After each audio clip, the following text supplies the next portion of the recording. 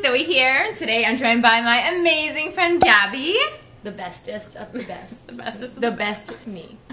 Alright, so today we are going to talk about solo female travel because this is one of the most popular, frequently asked questions on my channel. Solo female travel tips and advice. And Gabby and I met solo female traveling this summer in Ibiza. And now I'm hanging out. I cheated. I wasn't solo in Ibiza. She wasn't solo in Ibiza, but she did travel around and has done a lot of solo travel in her life. So without further ado, let's get started. Alright, so Gabby, how did we meet this summer in Ibiza? That was really Ibiza. fun. In Ibiza. Well, we met at the hostel. Yeah. At the pool. Yeah, I think I'm gonna tell it. Yeah, you need to tell it because so I arrived in Ibiza the night before, or the day before Gabby did, and to be honest, I had like probably one too many mojitos in Barcelona the night before, so I wasn't feeling the greatest, so I took myself out for dinner and watched the sunset, then I went right to sleep. The next day, I went to the beach, suntanning a little bit, and then I'm like, I guess I better make friends. Like, I guess I should make friends. Maybe I need some friends. Yeah, so I went to the we stayed at an amazing hostel. It was Amistad? Amistad. Amistad. It was amazing. Guys, 100% recommend. Yeah, if you go to Ibiza, stay there. It's just so fun. Yeah. It did not feel like a hostel. Drinks were really cheap, you guys. Oh, God. Like, okay. Anyway. We'll get there soon enough. So I went down to the pool to like suntan because I noticed that there was a lot of people hanging out there, and it looked like a lot of people kind of went to Ibiza solo. Yeah, I feel there were like a couple little groups, but yeah, the majority of the people were there like either alone or just staying in Ibiza for like a while, so they were working at a hostel. Yes. So, I don't know, kind of floated around the pool for a little while, suntan, made a few friends, but none of them were girls. So I was like, there were not many girls. Yeah, I need to like attract a girlfriend. So then Gabby and her crew come rolling in. Gabby's in this like sequin bikini, like the shades are on, thing, okay? So much hair, like, and I was like, oh, she looks so cool. So the cool kids had arrived. You're so lame. If I'd known this, I don't know if I would have befriended her. Like, so I had made like a few friends. We were all sitting in the pool. So Gabby and her like crew rolled into the pool, and so we ended up sitting there talking for like 6 hours. It was like we like pruny, like everything. We just like sat in the pool because it was so hot. I was like with my cousin, so I was like, okay, I need to make friends too because it's like I'm not gonna be that lame person because I was solo traveling Europe, and then I met my cousin a couple days before in Barcelona, and then we flew to Ibiza as well. So I was just like, I'm not just gonna party in Ibiza with my cousin. Like, this is not how I'm gonna do Ibiza. Yeah. So, yeah, we just kind of, I don't know how it happened. We all got into the pool, and the pool wasn't that big. So it's like, yeah. I mean, you kind of have to talk to the people there. And everybody was on the same boat, I feel like. Yeah, and everyone was kind of like, what are you doing tonight? What are you doing tonight? Nobody actually had plans in advance. No. And then this promo girl came around who was like super like she was kind of crazy, but she was really funny, and she was talking us all into going to High Ibiza to watch Armin Van Buren. So we were like, yeah, sure, like 30 euros to go see Armin. So we all kind of made this pack. We're like, okay, let's all go together. Yeah, let's all go together. We'll go shower and look presentable. Because the thing about the hostel, it's that it was on the other side of the island, so we had to catch a bus to get to the club. Yeah, but it was honestly so chill, so easy because they had a club bus, like a big Greyhound club bus that just like picks everyone up and drops everyone off at the clubs, and then goes like all night. And we all did like the cheesy old thing, like let's meet down here at 9 p.m. everybody. Yeah, so we all like met in the lobby. We went out for food. Gabby and I are like at this restaurant, and I think it was like Emilio. He's like, look, there's a vegan option for you, Gab, and I was like, kill me. You're vegan? I was like, a vegan? I was like, that was like the moment we were like, after that we kind of had a photo shoot and all. Like, the sunset was behind us. Yeah. And then, do you remember? Mi nueva amiga from Colombia. Ibiza. And yeah, we were like, you're vegan? And I was like, yes. You vegan? Yeah. And we're like, oh. Yeah, really, it was like that. And I was like, oh my God, and a real friend, not just a one stop, like, we're gonna go party tonight friend. I was like, there's like potential here. And obviously. And then like, you showed me your videos, I feel like. Yeah. And I was like, oh my God, I need to subscribe. Yeah, so anyways, we started chit-chatting. Then we went to Armin and we had so much fun the next day. I mean, there was no travel diary from Ibiza because it just wasn't possible. Because the next morning we were like, let's just hang out and have a chill day by the pool. It really turned into a non-chill day at Sean Paul's pool party.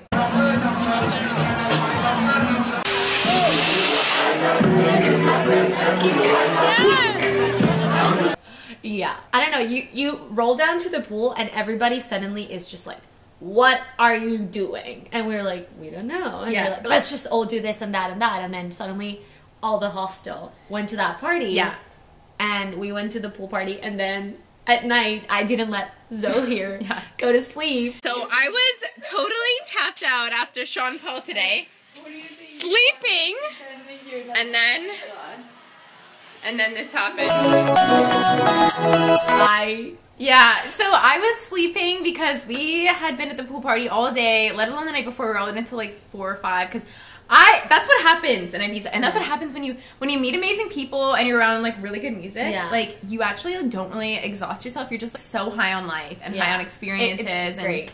And by the way, guys, like the hostel, if you guys are vegan, like there was a vegan cafe. Yeah, just literally in front of the hostel. And literally, this cafe had the fastest Wi-Fi I've ever had in Europe. Well, maybe not in Germany, but like, you know, like this Wi-Fi on Ibiza of all places was the fastest I had in my entire little Euro trip stint. And the food was amazing. Food was amazing. It was like, I feel like it was the worst kind of balance because it was like drinks and partying and then like green juice. Yeah, like the hostel was like parties, there's like the pool in the hostel, and then like next door it's just like vegans, like green juices. And it was good. But okay, so let's get into going to a place like... Yeah, that was like a long story. Sorry, you guys. Yeah, I was dead. I was dead. But anyway, so this is just one example of how we kind of met each other. But what I wanted to say is if you are going solo traveling and you are looking to meet people, hostels are the places to stay. Yeah, and you can always choose to just share a bedroom with girls if you're not comfortable sharing with guys. And honestly, the people you meet is usually either on the same boat as you, traveling solo, and super open to meeting new people. Yes. Like super open and friendly. It's really incredible. Like, yeah, and it's so easy to talk to people when you are traveling and staying in hostels because you can say, oh, where did you come from? Or where have you been this summer so far? Or where have you traveled before? And people always have the most fantastic, inspiring stories from their travels. So that's, I don't know, that's kind of how you get the ball rolling. And because people are staying most of the time in these rooms, like you might find a pair of girls staying together, but most of the time you're not going to be put into a room where everyone knows each other except you. Like most of the time there are going to be solo travelers put together. And also usually the people at hostels that work there, they're also travelers, so they have the best tips on where to go, where to eat, what to see, in like giving you like the ins and outs of more of a local perspective, but they're not really local. I just feel like, hostels are a good way to start. Yes, especially if you want to meet people. But if you do, or if you want to solo travel and not necessarily meet people, or that's not really what you want to do, like when I was in Verona by myself, and even when I was in Berlin, I stayed in like a hotel and an Airbnb just because it was a different trip. It was a different time of year. The trip was more work focused, I'd say. So when you are traveling and you're kind of tired of sharing a room with someone, then book your next place with a couple days by yourself. If that's what you personally need, like if you don't want to be surrounded by so many people, if you need to regroup. Yeah, in Norway when I went, like I didn't stay in a hostel. I had like my little own hotel room that was super cheap. And I don't know, like there's other ways where you meet people. It's kind of funny how people approach you sometimes as well. And Tinder, you know. I don't use Tinder, but... I feel my friends have actually like made friends on Tinder. I met an amazing Norwegian friend and through Tinder. Obviously, guys, you need to be responsible when you use these kinds of apps. You know, don't be an idiot. Yeah. Kind of thing. Meet in public places. But I don't know, like I feel like even though I had my little room by myself, if there's something I've realized is that you travel solo and then you end up never being alone. Yes, exactly. You always, and it's so crazy because you'll go to a place, like I went to Ibiza by myself and I was like, you know, I really hope I meet people. And it was so instant. Yeah. It was so instant. For me, it's like I went to Norway for solo hiking, and everybody in my family was like, you're gonna die. How are you gonna go hiking by yourself? And I'm like, these are like popular hikes. Come on, let's be real here. And I would do the hikes by myself and then get to the top, and there's people there having lunch, and swear to God, like a lot of people just was like, do you want to join us for lunch? And I never ate lunch alone. And yeah, you talk to people, and then while you're walking, it's like everybody's like, come on, you can do it. Yeah. It's just such a good, I don't know. So that's the thing, that's one point I want to make too, is when you are solo traveling, perhaps you have your own itinerary. Like you might wake up and be like, I'm going to go here, here, and here today. But then you could get invited for dinner or lunch. Yeah. And you have to say yes. You have to say yes to life's opportunities. Perhaps it wasn't necessarily in your budget or in your plan for that day. But make it work, because you never know who you could meet. You could end up having an amazing conversation with somebody that changes the direction of your trip, or what you're going to do for the rest of your holiday, things like that. Yeah, it's really true. Like, I've missed so many flights just because I was having fun, or, you know, just having fun, and then cars breaking down, and then I end up, you know, figure something else out. You know, plan stuff, but be open.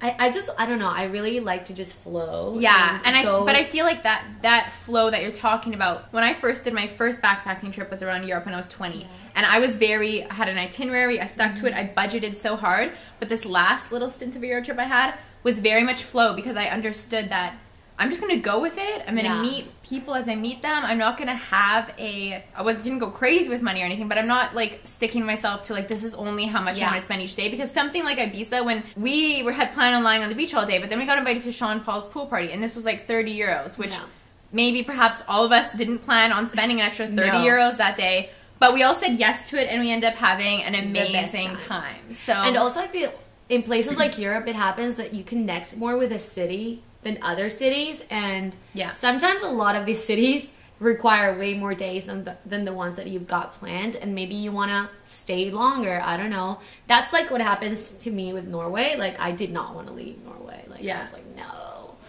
And it's just, I feel like you need to be conscious that some of the cities need more days than others, and if you just want to be able to stay longer, it's not going to cost you a lot of money, you know. Or, like, it's okay to absorb a flight, like you said. If you're really living in the moment and you feel so strongly that you don't want to leave, and you haven't set too much of a schedule, like you haven't already prepaid for a hostel or a hotel room, and you want to stay, then be open to staying. I feel like this is what solo female travel does for you. It makes you more open to life's experiences. Definitely. Also, like you don't have to tell people you're a female solo traveler when you're traveling solo. Like, if you're going out, like, you don't have to say, I'm alone here. You could say, like, oh, my friends are getting over their jet lag, and I just decided to go out by myself for dinner. If you don't feel comfortable telling people you're alone, then don't. Yeah. There's nothing wrong with that. And other tips, what would you say? Follow your gut. But when you do solo travel, you become more in tune with vibes. Like, you can tell, I don't like where I am. I don't feel safe here. I'm going to stay inside. Yeah. Like, I remember staying in Athens, and I didn't feel safe. So I stayed in for, like, 2 days because there was riots happening. Okay. It was when they were debating the euro and stuff like that. And yeah, if you're not comfortable, don't push it. Yeah. So I just, like, stayed on my balcony and read. Like, whatever you're feeling, you have to go with it, because you don't want to put yourself in discomfort. If you put yourself in discomfort, you're going to get anxiety. You're going to probably make bad decisions. Yeah. Yeah. That being said, like, it's the best. I don't know. I feel like solo traveling pushes your boundaries, pushes you to get to know yourself a lot better. Yeah. I mean, I've always been really extroverted and just social, but I feel like solo traveling just really puts you out there. Like, it makes you put yourself or push yourself out of your comfort zone. Yeah. Like, and you are responsible for you and all of your belongings. So, like, that being said, too, be safe of everything you're carrying. Like, put things in lockers all the time, even if you're just going to the bathroom. One of my friends, she got a lot of money stolen from her just by showering and leaving her bag open in the room. Like, God forbid any of that ever happens to you. And I've never had, fortunately, knock on everything, nothing stolen from me while I've traveled, because I'm extra safe about it. I'm also extra safe about myself. Like, I never let myself get, you know, I have drinks, but I never let myself get to the point where it's unsafe. Like, I'm wasted, let's say, you know? Like, you have to be responsible for yourself. Yeah, and also if it's, like, your first time traveling, or you're not too comfortable with, like, the nighttime just travel during the day. If it's 10 more euros to get like the better ticket or the better airline or the better, I don't know, bus brand, or just pay, like if it's gonna, whatever's gonna make you feel comfortable. Yeah, definitely. Yeah, I'm gonna give you an example. So when I had a couple too many mojitos, I wasn't irresponsible in Barcelona, but what I'm saying here is I had a little bit of a headache in the morning. And, you know, I wasn't having that. I scrambled to pack up my things. My head was really bugging me. Okay, it's a hangover. Okay, so I was hungover. I don't normally get hungover, so I was hungover, and I was supposed to catch this flight. I'm wheeling my bag down the street in Barcelona. I couldn't figure out the metro. Like, it wasn't working for me. So I just flagged a taxi, and I took a taxi to the airport. Sometimes you just have to do whatever's going to put you in the better mindset, okay? Yeah. Because if I was to be headachy on the metro and not feeling very good, I was probably going to attract many more bad things. But I got myself comfortably to the airport. I checked in. Everything was fine. Got on my flight. Got over to Ibiza. And I just was in a much better state of mind than I probably would have been if I was like running around sweating, like super headachy on the metro, just very uncomfortable. Yeah. I feel like, another thing about traveling is there's a lot of things that are going to happen that might ruin your mood. You have to be a person that laughs it off. Yeah. Like, I've lost my purse and gotten it back, lost my password, got it back. I mean, but you just have to kind of go with the flow a little bit. Yeah. And, you know, some people have, like, they have, like, one bad experience and then they completely, like, bail and stop traveling. Yeah. Or just, there's things are gonna go bad sometimes. Like, you're gonna lose some flight, like miss a flight. You're gonna, I don't know, maybe get lost and then found. Yeah. Don't let it ruin your trip. That's the beauty of solo travel, because if you are able to look at it and spin it into a more positive light, you just kind of realize that, you know what, I am responsible for my own happiness and my own personal well-being. It's just, you learn so much about yourself. Yeah, you're doing it for you. So it's like, if you want to change your schedule, like, you don't need to talk it over with anybody. No. Like, I remember when I first went to Paris, I did all the museums, like 20 minutes, and I didn't like any of it because I was just being rushed by being with other people. And then I was there for like a month, and I went to Musée d'Orsay and stayed there for 6 hours just because I was by myself and was able to enjoy it. Yes. And, you know, so you get to do these little things that are just for you and like your own happiness. Yeah, and another thing I want to touch on too is sometimes I think, and I feel guilty of this too, is you go to a new place and let's say there's like 5 main historical monuments and you have 2 days there and you want to like hit them all.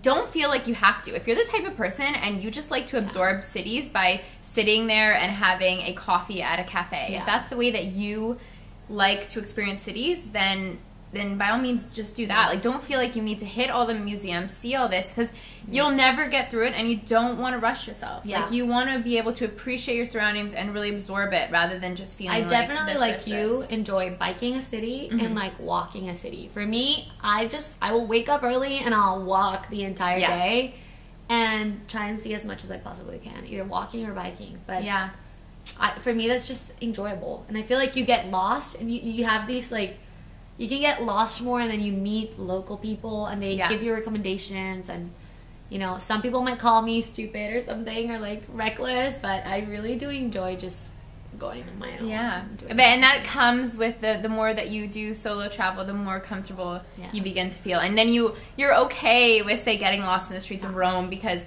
you feel a safety to it and you feel safe with yourself. Like, you trust yourself, you feel responsible with yourself. Definitely if you solo travel though, like, for me, feel way more comfortable if I always have internet. Like, with, you know, get a SIM card or, you know, a plan, and then, like, if you get lost, you have Google Maps, or you can always call somebody, but don't get lost and then be like, oh, I can't do anything. Because if I've learned something, Europe and some other countries, like, there's not that much Wi-Fi available like, in many places. So be smart and think ahead. Anyways, guys, thank you so much for watching. We hope that this video perhaps inspired you to do some solo traveling. Let us know down below if you have solo traveled before, if you like solo traveling, and if you have anything planned. If you have anything planned for 2018, we would love to know. So and thanks to Gabby for coming on my channel and being my travel friend. I know. Have a great day, guys. Bye. Bye.